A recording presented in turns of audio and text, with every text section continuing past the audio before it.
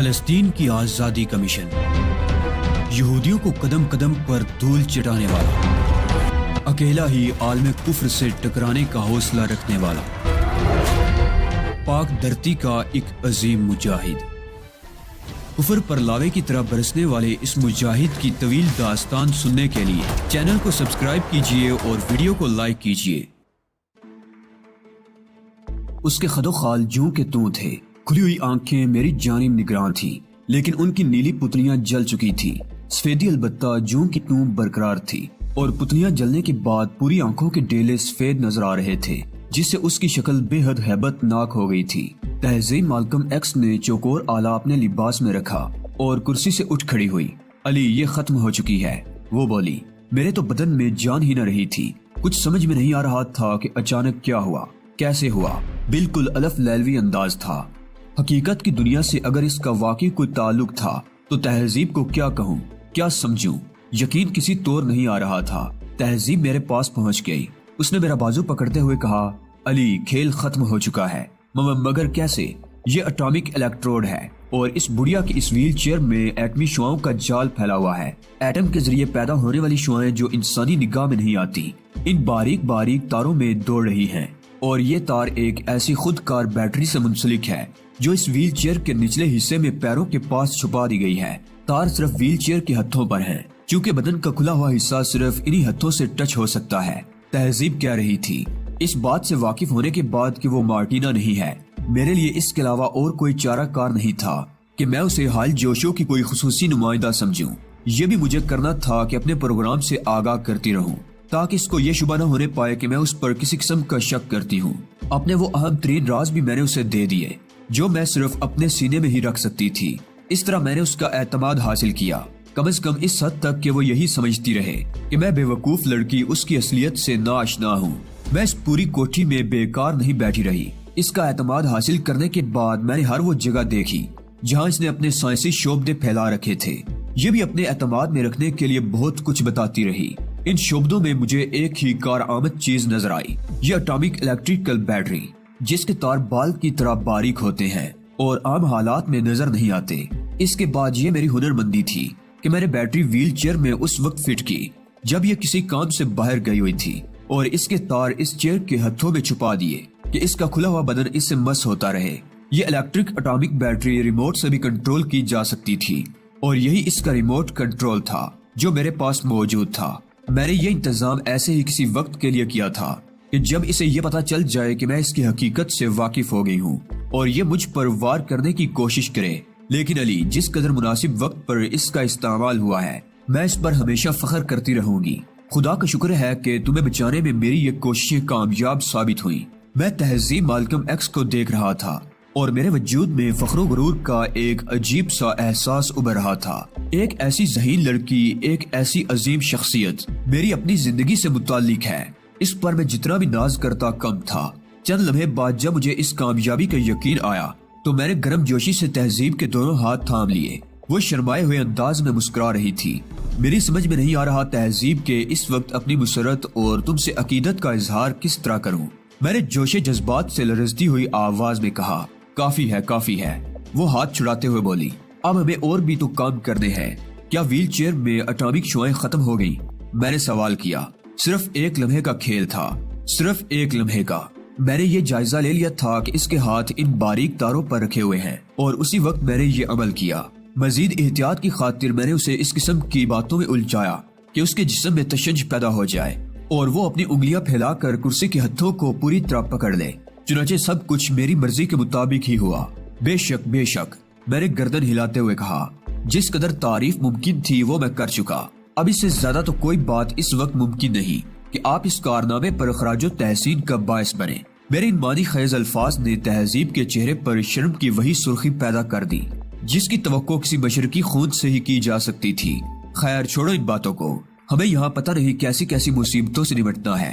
وہ بولی، سب سے پہلے اس کی لاش ٹھکانے لگاؤ اور اس کے بعد ہم اپنے دوسرے پروگرام پر عمل کریں گے۔ اس نے اس قسم کی تیزابی ٹینکوں کا ذکر کیا تھا جس میں وہ ان سائنسدانوں کو جلا دیتی تھی جو اس کا کام مکمل کر دیتے تھے۔ ہاں، میں نے بھی وہ ہولناک جگہ دیکھی ہے۔ تو پھر میرے خیال میں اس سے بہتر ذریعہ اور کوئی نہیں ہے ہمارے پاس۔ اس کی لاش کو ٹھکانے لگانا ضروری ہے۔ ताकि ये किसी को दस्तयाब न हो सके। ठीक है, आओ। तहजीब, ये बताओ इस इमारत में कहाँ कहाँ हमारी मुठभेड़ उन लोगों से हो सकती है जो इसके लिए काम कर रहे हैं और हमारे लिए खतरनाक साबित हो सकते हैं। इस वक्त कहीं भी नहीं।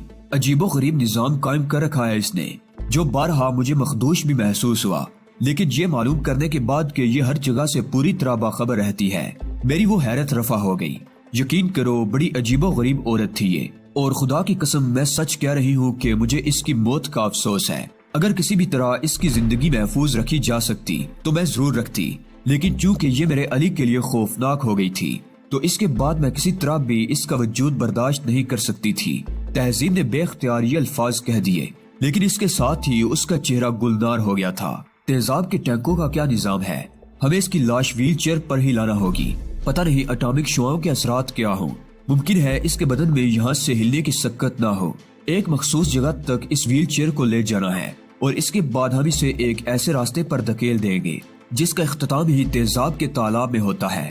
मैंने तहजीब की हिदायत के मुताबिक व्हील चेयर को वहाँ से धकेला और इसके बाद 2 पुरपेच राहदारियों से गुजरकर हम एक कमरे में पहुँच गए। इस कमरे में मशीनें लगी हुई थी। एक बड़ी सी मशीन के पास व्हील चेयर को उल्टा कर दिया गया। बूढ़ी की लाश जो की त्यों थी, उसके अज़ा मुंतशिर नहीं हुए थे।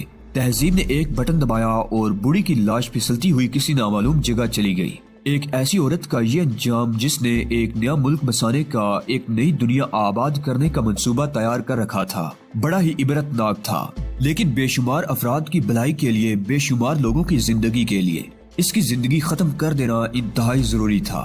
तहजीब ने कहा, अली अब हमारा काम निहायत सख्त हो जाता है। मेरे जहन में एक फौरी मंसूबा है, अगर तुम इसे मंजूर कर लो। जी फरमाइए मिस तहजीब माल्कम एक्स, मैंने किसी कदर खुशगवार अंदाज में कहा। जहन पर छाई हुई हालात की गर्द को साफ करने का मतलब यही होता कि दिमाग पर बोझ रहे। इस वक्त थोड़ी सी शगुफ्तगी जरूरी थी। मेरा ख्याल है कि मैडम मार्टिना को उनकी जगह से निकाल लाया जाए और उन्हें फौरी तौर पर इसकी जगह दे दी जाए। मैडम मार्टिना एक ज़हीन खातून है और यकीनन सारी बातों से वाकिफ होने के बाद वो इसका किरदार संभाल सकती हैं। तमाम लोगों को वही कंट्रोल करेंगी। इसके लिए एक तरीका कार मुतय्यन कर लिया जाएगा। और सुनो अली, अब तुम्हें कहीं जाने की जरूरत नहीं। थोड़ी सी तब्दीलियां पैदा कर लो अपने चेहरे में और इसके बाद यहीं रहो। हम यहीं से अपनी बकिया कार्रवाइयां शुरू करेंगे। तुमने जो तफसीलात सुनाई हैं उनके तहत हमें बेशुमार काम करने हैं। यूँ लगता है जैसे खुदावंदे कुद्दूस हमें यहाँ कामयाबी दिलाना चाहता है और इसके इंतजामात बज़ाहिर तो नजर आ रहे हैं। हाँ तहजीब, वाकई हमें बेशुमार काम करने हैं, लेकिन इन कामों को करने से पहले जरूरी है कि हम मैडम मार्टिना को इसकी जगह दे दें। इस तरह न सिर्फ हमारे साथ मैडम मार्टिना की अकल भी शामिल हो जाएगी, बल्कि हमारा ये हिस्सा बिल्कुल महफूज हो जाएगा। ठीक है, आओ मैडम मार्टिना के पास चलें। तहजीब मुझे साथ लेकर चल पड़ी। यहाँ आने के बाद मैंने NK फोरकाज और इस बेनाम जजीरे पर जो कार्रवाइयाँ की थी और आइवान फैरो जैसे खतरनाक आदमी को जिस तरह मैंने शिकस्त दी थी, उसे मैं अपनी कामयाबी तस्वुर कर सकता था। और अगर इसकी रिपोर्ट बाकायदा किसी को पेश की जाती तो यकीनन इसे काबिल सताइश समझा जाता और मेरी इस आला कारकर्दगी का एतराफ किया जाता। लेकिन मैंने दिल ही दिल में तहजीब माल्कम एक्स की इस अजीम शान कामयाबी को सराहा था और ये तस्लीम किया था कि तहजीब ने महदूद रहकर भी इतना बड़ा कारनामा अंजाम दिया है जिसके सामने मेरी तमाम तर काविशें हीच हो जाती हैं। हर चंद के वो ये न समझ पाई थी कि बूढ़ी कैथन वाइकांट खुद हाल जोशियो है, लेकिन उसने कैथन वाइकांट के लिए जिस तरह बंदोबस्त किया था, इसकी मिसाल मिलना नामुमकिन थी। और यह उसकी जहानत थी कि उसने एक इतने बड़े खतरे को टालकर इस वक्त अपनी और मेरी दोनों की जिंदगी बचा ली थी। मैडम मार्टिना को जिस कैद में रखा गया था वो इंसानी जरूरियातें जिंदगी से आरास्ता था। पता नहीं क्यों कैथन वाइकांट ने उसे जिंदा रखा था। गालिबन उसके जहन में ये ख्याल होगा कि शायद कभी उसे इसकी असल हैसियत की जरूरत पेश आ जाए। भरतौर मैडम मार्टिना ने तहजीब माल्कम एक्स को देखा और उसके साथ मुझे देखकर उनकी आंखों में सवालिया तासुरात उभर आए। तहजीब ने आगे बढ़कर कहा, मैडम ये अली है, अली यार खान। मैं आपको तमाम तफसीलात नहीं बता सकती, लेकिन मैंने आपसे कहा था कि मैं तारीना हार्डो के लिए काम कर रही हूँ। हर चंद की मेरा ताल्लुक आपके वतन से नहीं है, लेकिन मैं अपने फराइज की बजा आवरी के सिलसिले में वही जज्बात रखती हूँ जो आपके सीने में अपने वतन के लिए मोजज़न होंगे। हाँ, तुमने कहा था और तुमने ये भी कहा था कि मैं मोहतात रहूं, और ये भी हकीकत है कि तुम्हारे अलावा और कोई इस बात से वाकिफ नहीं हो सका कि मेरी हैसियत क्या है। मैडम मार्टिना ने कहा, मैडम उस वक्त मैं आपको कोई तसल्ली नहीं दे सकी थी, कुछ ज्यादा तफसील नहीं बता सकी थी सिवाय उस मुख्तसर बात के जो मैंने आपको बताई थी। लेकिन अब मैं आपको खुशखबरी देती हूँ कि हमने अफरियत को खत्म कर दिया है जिसने आपको कैदी बना लिया था। क्या? अपाहज मार्टिना ने बेख्तियार अपनी जगह से उठने की कोशिश की और एक सख्त लुढ़क गई। तहजीब ने आगे बढ़कर उसे सहारा देते हुए कहा, हाँ मैडम मार्टिना, हम उसे हलाक कर चुके हैं। नहीं, खुदा के लिए अगर ये कोई मजाक है तो मुझ बुढ़ी के साथ ये मजाक ना करो। मैं अपनी तमाम शख्सियत खो बैठी हूँ। मुझ में अब इतनी भी शक्कत नहीं रही कि मैं खुशी की कोई बात बर्दाश्त कर सकूं। मेरे साथ मजाक नहीं मैडम, हम आपकी बेपनाह इज्जत करते हैं। दर हकीकत जो बात आपसे कही गई है वो हर्फ बहरफ दुरुस्त है, लेकिन ये बात न सिर्फ आपके बल्कि हमारे हक में भी इंतहाई मोहलक साबित होगी कि आप अपनी वो सलाहियतें खो बैठे जिनके तहत आप माजूर होने के बावजूद अपने वतन के लिए काम कर रही थी। यूँ समझ लीजिए कि जो जिम्मेदारियां आपके सुपुर्द की गई थी उनके तहत कुछ नागुज़ीर हालात जरूर पेश आ गए थे आपको, लेकिन आपकी जिम्मेदारियां जूं की तूं बरकरार हैं। आपको अपने वतन के लिए अपनी तमाम तरह सलाहियतों से काम लेकर वही सब कुछ करना है जो आपका वतन आपसे चाहता है। मैं करूंगी, लेकिन बस मुझे ये पता चल जाए कि हालात हमारे कंट्रोल में है। इस सिलसिले में तारीना हार्डो से आपकी गुफ्तगू कराई जा सकती है। नहीं, मैं तुम लोगों को मजबूर नहीं करूंगी। जो कुछ तुम कह रहे हो मैं इस पर यकीन कर लूंगी, लेकिन क्या इन हालात में भी मुझे इस कैद खाने में जिंदगी गुजारना होगी? मार्टिना ने सवाल किया। बिल्कुल नहीं, आइए हम आपको यहाँ से ले चलते हैं। मैंने महसूस कर लिया था कि मैडम मार्टिना इस कैद खाने में कैद रहकर जहनी मरीजा बन चुकी हैं, और अगर उन्हें फौरी तौर पर आजादी की खुली फजा नसीब हो जाए तो उनके अंदर नुमाया तब्दीली रूनुमा होगी।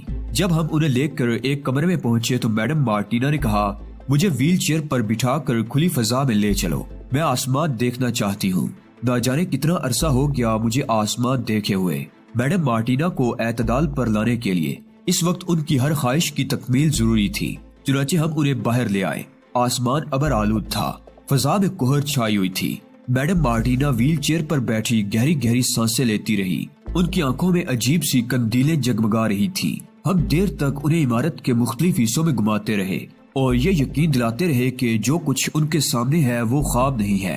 काफी देर के बाद मैडम मार्टिना ने कहा, अब वापस चलो, मुझे खुनकी का एहसास हो रहा है। चुनाचे उनकी ख्वाहिश पर हम उन्हें अंदर ले आए और इसके बाद उन्हें हाल जोशो की व्हील चेयर दिखाई गई जिस पर कभी कैथरीन वाइकांट बैठती थी। कैथरीन वाइकांट की मुख्तसर कहानी तहजीब ने मैडम मार्टिना को सुनाई तो वो हैरत से आंखें फाड़ कर रह गई। इस दौरान तहजीब ने व्हील चेयर के नीचे से एटॉमिक बैटरी निकाल दी थी और वो बारीक बारीक तार भी खोल दिए थे जो दर हकीकत बाल की मानिंद लेकिन बेपनाह मजबूत थे। कई घंटे के बाद मार्टिना की हालत एतदाल पर आ सकी। इस दौरान हमने उन्हें खाने पीने की अशिया भी पेश की थी। मैंने इस पूरी कोठी में घूमने फिरने के बाद ये देख लिया था कि इस वक्त वहाँ कोई मुलाजिम वगैरह भी नहीं था। हाँ, मुलाजिमों की रिहाइश गाहें एक समत नजर आ रही थी और उनमें मद्दम रोशनियां इस बात की मजर थी कि वो सब गहरी नींद सो रहे हैं, लेकिन हमारे लिए ये सोने का वक्त नहीं था।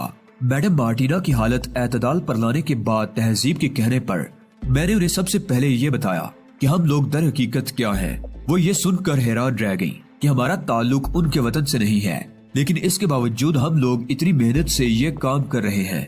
मैंने मैडम मार्टिना से कहा, बहुत जल्द हमें आपकी बात तारीना हार्डो से कराना होगी और उस वक्त आप उन्हें यह बताएंगी कि आपके साथ क्या वाकयात पेश आए, लेकिन इससे पहले तमाम सूरत हाल को समझ लेना आपके लिए बेहद जरूरी है ताकि इसकी रोशनी में आप अपना बाकी काम कर सके। मैडम मार्टिना अब पूरी तरह समझ चुकी थी। उन्होंने पुरएतमाद अंदाज में कहा, मैं इस तमाम कार्रवाई के बारे में जानना चाहती हूँ। तहजीब माल्कम एक्स ने मैडम मार्टिना से सबसे पहला सवाल यही किया कि क्या आप दोस्त के केस के सिलसिले में उन्हें मुकम्मल मालूमात हासिल है या इससे पहले ही वो हाल जोशो की कैदी बन गई थी। इस पर मैडम मार्टिना ने बताया कि उन्हें इस केस के बारे में कुछ भी मालूम नहीं है। तो फिर जरूरी है मैडम कि मैं आपको इस बारे में मुकम्मल तफसील फराहम करूं।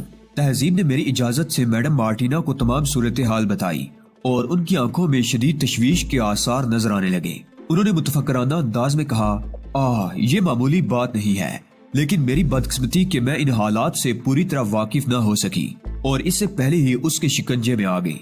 बहरतौर मैडम मार्टिना, अब इस सूरत हाल को आप ही संभाल सकती हैं। जिस तरह हमने यहाँ आकर हाल जोशो पर काबू हासिल किया है, आपको तकरीबन इसके बारे में मालूमात हासिल हो चुकी है। बाकी मामलात को आप इसी सारी सूरत हाल की रोशनी में कंट्रोल करेंगी।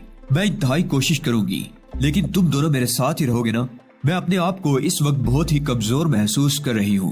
طویل قید نے میرے اعصاب بالکل مزمل کر دیے ہیں اور میں اس بات کا اعتراف کرتی ہوں کہ میں اپنی صلاحیتیں کھو بیٹھی ہوں۔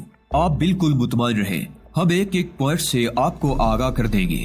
تقریباً آدھی رات تک ہم میڈم مارٹینا کے ساتھ رہے۔ میں نے انہیں بتایا کہ کس طرح یہاں اسرائیلی ایجنٹ اور کچھ دوسرے لوگ مصروف عمل ہیں۔ آپ دوست کے سلسلے میں معاملہ کیا صورت اختیار کر چکا ہے، باقی تمام تفصیلات بھی میں نے انہیں بتا دی۔